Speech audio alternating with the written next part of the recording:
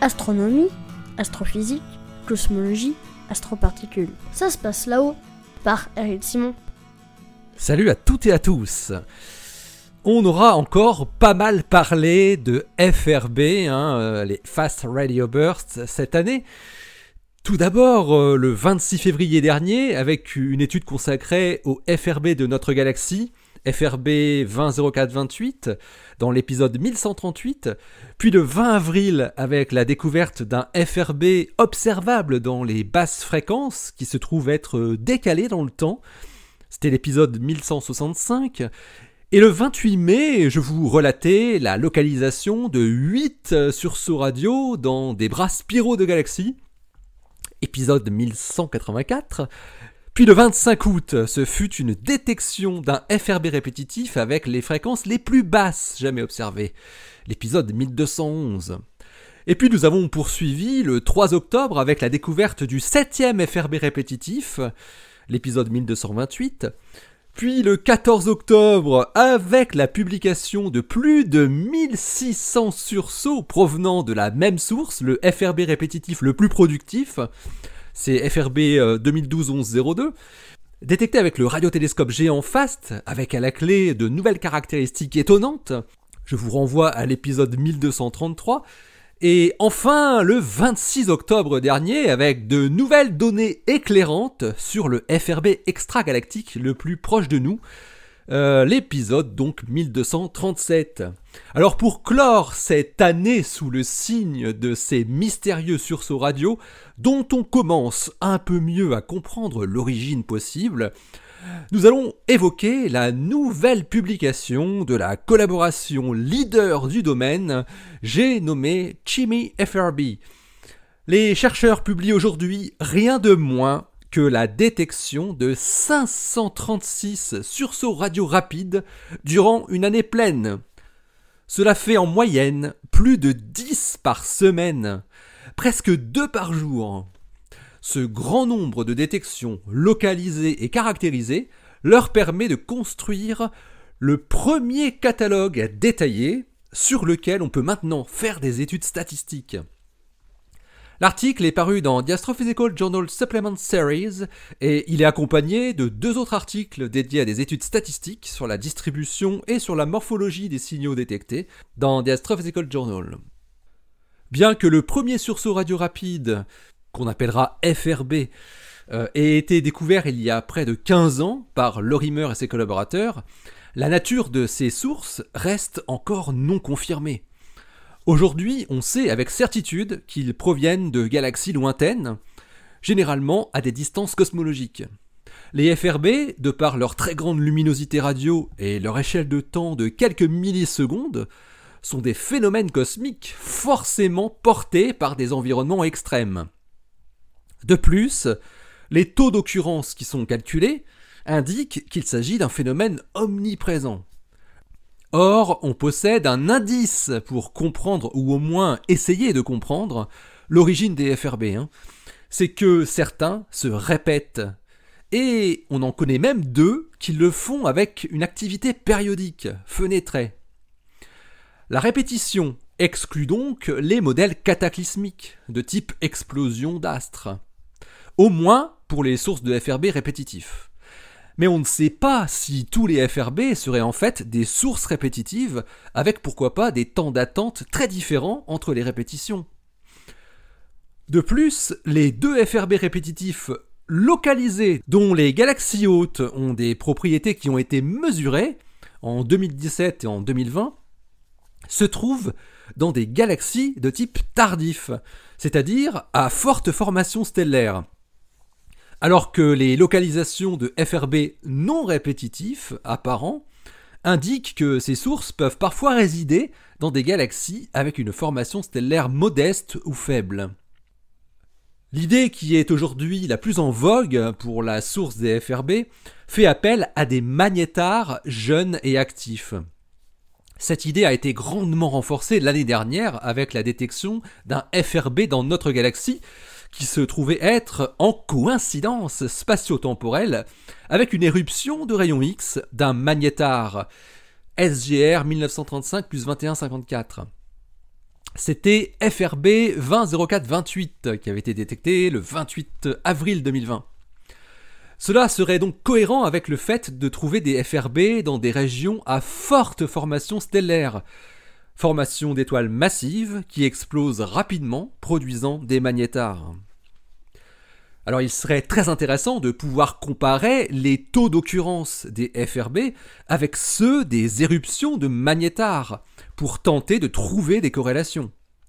Mais pour faire de telles études statistiques, il faut connaître un grand nombre de FRB, et c'est là que les travaux de Jimmy FRB apportent une grosse pierre à l'édifice. Des études détaillées d'un grand échantillon de FRB provenant d'un seul relevé, répétitif ou non, sont clairement d'une très grande valeur. Un tel relevé, combiné avec des relevés de galaxies, peut ainsi permettre de rechercher des corrélations, par exemple des variations avec le redshift, la distance cosmique, ou bien d'étudier les effets de la propagation des ondes radio des FRB dans leur environnement. L'analyse des distributions de la mesure de dispersion, notamment en comparant les répétitifs et les non répétitifs apparents, peut révéler des localisations et des environnements différents, tout comme la recherche de différences dans les temps de diffusion ou les largeurs de bande. De nombreuses corrélations entre les paramètres peuvent aussi être étudiées avec un échantillon suffisamment grand. Mais jusqu'à présent, toutes les études qui ont été menées n'ont pas pu exploiter un nombre de FRB suffisant. Les données publiées aujourd'hui compilent les détections de Jimmy FRB, le Canadian Hydrogen Intensity Mapping Experiment Fast Radio Burst, une antenne qui est installée en Colombie-Britannique dans l'ouest canadien, là même où il a fait 50 degrés l'été dernier. Ce radiotélescope d'apparence très simple travaille sur la bande de fréquences comprise entre 400 et 800 MHz. Les observations ont été effectuées entre le 25 juillet 2018 et le 1er juillet 2019, un an avant la grosse canicule canadienne.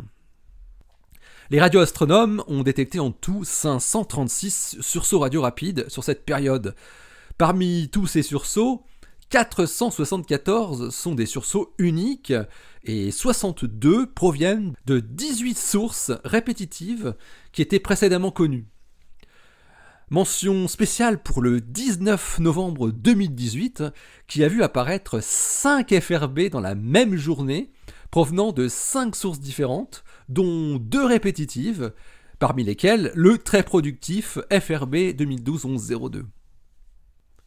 Puisque le catalogue comporte des FRB répétitifs et des FRB non répétitifs, il est intéressant d'essayer de trouver des différences entre ces deux classes. Les chercheurs de la collaboration montrent que les deux classes de FRB ont des positions dans le ciel et des mesures de dispersion, c'est-à-dire l'étalement du signal en fonction de la fréquence, qui sont cohérentes avec le fait d'être tirées de la même distribution.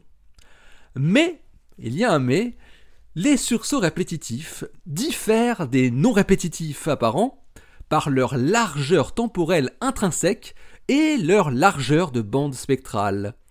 Tiens, intéressant. À partir de l'analyse du taux de détection qu'ils obtiennent et connaissant la sensibilité de leur radiotélescope, les chercheurs peuvent estimer la valeur du nombre de FRB qui doivent apparaître quotidiennement dans tout le ciel. Ça, au-dessus d'une fluence de 5 Jansky et à la fréquence de 600 MHz. Ça se monte à 820, plus ou moins 200, par jour. Et ouais, c'est énorme. C'est donc aujourd'hui le plus grand échantillon de FRB jamais réalisé, augmentant l'échantillon précédent par un facteur 4. Pour chaque burst, les chercheurs de Jimmy FRB fournissent les propriétés détaillées de l'impulsion ainsi que sa localisation. Cet échantillon a également permis une comparaison directe entre les sursauts de sources répétitives et les sursauts de sources dont on n'a pas observé la répétition jusqu'à présent. On constate que les signaux répétitifs et les non répétitifs apparents présentent des caractéristiques, distribution de mesures de dispersion, diffusion, localisation dans le ciel et intensité du signal, qui sont cohérentes avec le fait qu'ils proviennent tous de la même population sous-jacente. Mais les chercheurs peuvent aussi affirmer qu'il existe des différences dans la morphologie temporelle et spectrale intrinsèque entre les deux populations. Pour les chercheurs de la collaboration, cela pourrait suggérer que les FRB uniques et répétitifs pourraient en fait former des populations distinctes, ou peut-être que le taux de répétition est fortement corrélé avec la morphologie des signaux. Ils ne peuvent pas en dire plus pour le moment.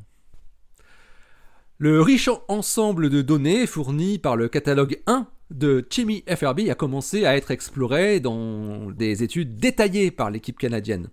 Les deux premières à être publiées concernent tout d'abord les statistiques de la morphologie spectro-temporelle des sursauts, sources répétitives et non répétitives, par Plenis et ses collaborateurs. Et la seconde se penche sur la distribution des FRB dans le ciel par rapport au plan galactique, par Josephy et ses collaborateurs. Et la collaboration a également déjà soumis 2 autres articles pour publication, une analyse de corrélation croisée des sources du catalogue avec les catalogues de galaxies, et une étude détaillée de la distribution conjointe de la mesure de dispersion et de la diffusion. Et de nombreux autres articles sont déjà planifiés. Alors il ne reste plus maintenant à la communauté astrophysique qu'à utiliser ce premier catalogue de FRB pour produire de nouvelles interprétations des premiers résultats et pour d'autres finalités aussi. La collaboration ChemyFRB profite d'ailleurs de la publication de ce catalogue pour mettre en place un système d'alerte en temps réel pour donner l'info à la communauté dès qu'un FRB est détecté, afin qu'un suivi rapide en multiples longueurs d'onde puisse être effectué, toujours dans un effort continu pour parvenir à déterminer l'origine de ces sources énigmatiques. L'article de la grande collaboration ChemyFRB est paru dans The Astrophysical Journal Supplement Series, le volume 257, daté du 7 décembre 2021. Il porte le titre The First ChemyFRB Fast Radio Burst Catalogue. Allez, d'ici la prochaine, portez-vous bien, restez bien les yeux vers le ciel et puis restez bien les pieds sur terre. Allez, salut!